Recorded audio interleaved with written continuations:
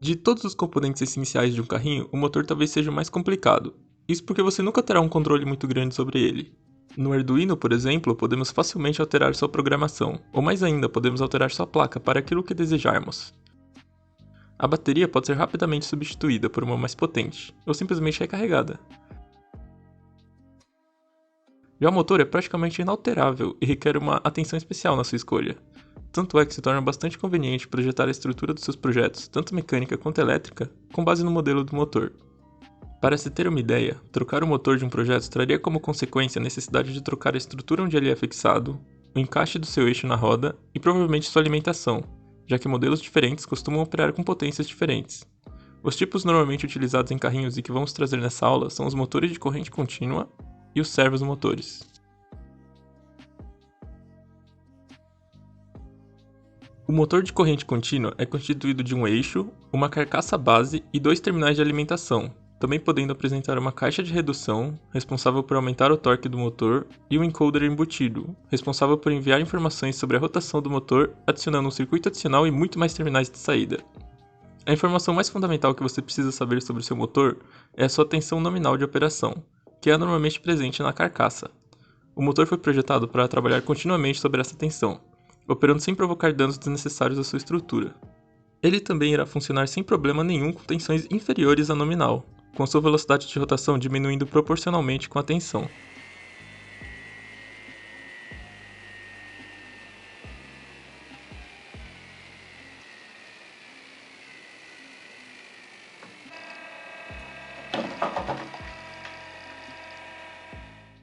Porém, entender a relação que a velocidade do motor tem com a potência efetiva que você pode extrair dele é muito importante, e ela muitas vezes nos engana. Quando não há carga no motor, ou seja, não há nada conectado ao seu eixo, dizemos que ele está na condição de no load, adquirindo a maior rotação, menor corrente e, por consequência, menor torque, pois a potência gerada está servindo apenas para rotacionar o eixo do motor. Alguns fabricantes divulgam apenas a velocidade do motor nesta condição, e dessa forma a velocidade de rotação, quando você acoplar o motor em seu projeto, será possivelmente muito inferior dependendo da sua carga. Para contornar essa situação, pode-se procurar conhecer a velocidade nominal de rotação do seu motor, que está relacionado com a corrente nominal de operação, e que juntas definem o torque nominal, sendo esse valor de torque o maior que você obterá e terá a melhor eficiência do seu motor. É uma boa prática escolher um motor com torque nominal um tanto superior ao torque necessário do seu projeto, como o dobro, por exemplo, para depois você aplicar um controle de potência fornecido ao motor caso a velocidade obtida seja muito superior à desejada. Se continuarmos colocando carga no motor ainda sob a tensão nominal, estaremos ultrapassando a corrente nominal de operação do motor, até atingirmos um limite chamado de stall, em que o motor não possui mais rotação, a corrente consumida é máxima e o torque é máximo. Nessa condição, o tempo de vida do motor é reduzido drasticamente e ele esquentará muito. Ao pesquisar o datasheet de um motor, suas informações são normalmente apresentadas na forma de tabela ou gráfico. É interessante se comentar que a velocidade nominal de rotação do motor será próxima da velocidade de no load, ou seja, se você verificar que no seu projeto a velocidade do motor sem um controle de potência está muito inferior à de no load, ele provavelmente está sendo forçado e com eficiência muito baixa. Além disso, o único fator que não varia linearmente com o aumento do torque é a própria eficiência, sendo muito importante trabalhar na condição de máxima eficiência. Porém, muitas vezes não teremos acesso aos valores nominais de operação. Nesse caso, podemos realizar alguns testes rápidos para termos algumas ideias dos valores de corrente como demonstrado. Caso você esteja realmente interessado em calcular cada parâmetro do seu carrinho, você pode usar a seguinte fórmula de torque. Iremos utilizá-la mais para frente para verificarmos alguns parâmetros do nosso carrinho. O servomotor é constituído de um eixo que permite fácil acoplagem de partes auxiliares, uma base grande que contém um circuito controlador de posição e 3 fios, sendo 2 de alimentação e 1 de controle. Existem 2 tipos de servos, os de posição e os de rotação. O servo de posição nos permite selecionar a posição angular do seu eixo, normalmente de 0 a 180 graus, a partir de uma sequência de pulsos no fio de controle, e será o que nós utilizaremos no nosso projeto. Existe também o servo de rotação, que é uma versão modificada do servo de posição e permite a rotação contínua do seu eixo, similar a um motor de corrente contínua, com a vantagem que podemos facilmente controlar a velocidade de rotação e o sentido, sem precisar de um circuito adicional de controle. Os parâmetros apresentados anteriormente para o torque nominal e o torque de stall também são válidos para os servomotores. porém forçar o motor com uma carga acima da sua nominal pode facilmente causar danos irreversíveis ao motor devido às suas limitações mecânicas.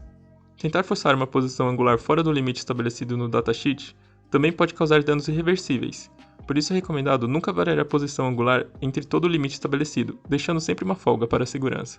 A alimentação do servomotor pode ser de uma fonte separada da fonte que fornece sinais de controle, contanto que os grounds estejam conectados juntos. Para apenas um único servo, a alimentação pode vir diretamente dos 5 volts do Arduino, contanto que a fonte seja suficiente para ambos os componentes. Porém, para mais servos, é muito melhor utilizar uma fonte de bancada separada para os servos, por exemplo. Os tipos mais comuns de baterias que você provavelmente irá utilizar em seus projetos são as baterias alcalinas, as baterias de níquel-cádmio ou níquel-hidreto metálico, as baterias de chumbo e as baterias de íon lítio. Toda bateria é constituída de células, que possuem uma tensão nominal e uma capacidade de armazenamento de carga definidas. A medida de carga normalmente é na forma de ampere-hora ou miliampere-hora, o que significa que se uma bateria possui 3 ampere-hora de carga, por exemplo, ela consegue fornecer continuamente 3 amperes durante 1 hora, até se descarregar, ou então 6 amperes durante meia hora, ou ainda 1,5 ampere durante 2 horas. Claro que a bateria possui um limite de quanto ela consegue fornecer, sendo impossível extrair 100 amperes, por exemplo. Quando totalmente carregadas, as células apresentam tensões superiores à nominal, e ao se descarregarem, tensões inferiores, o que significa que ao medir uma tensão de uma célula e conhecer sua curva característica de descarga, podemos saber sua porcentagem de carga. As células alcalinas e as de níquel-cádmio são as famosas pilhas comuns. A tensão nominal da célula alcalina é de 1,5 V, enquanto a de níquel é de 1,2 volts, porém ela permite sua recarga, diferente da alcalina.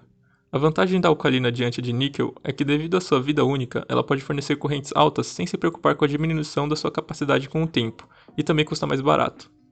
Ao ligarmos células em série, conseguimos aumentar a tensão fornecida por elas, e assim construirmos uma bateria.